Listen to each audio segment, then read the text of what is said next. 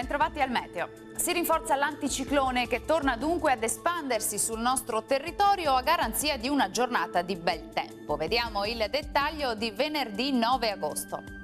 Sul Veneto avremo un ampio soleggiamento su tutti i settori. Il cielo infatti si manterrà sereno dappertutto. Non sono attese precipitazioni particolarmente degne di nota. Valori minimi in aumento tra 17 e 22 gradi, temperature massime comprese invece tra 29 e 33 gradi. Sarà asciutto e stabile anche sul Friuli Venezia Giulia, la giornata sarà decisamente soleggiata come vediamo e anche in questo caso non sono previste piogge. Temperature minime tra 19 e 23 gradi, massime in lieve aumento, oscillanti invece tra 29 e 31 gradi. Ci spostiamo infine sul Trentino Alto Adige, anche qui sarà soleggiato ovunque, il cielo sarà sereno al massimo velato sui settori alpini di confine.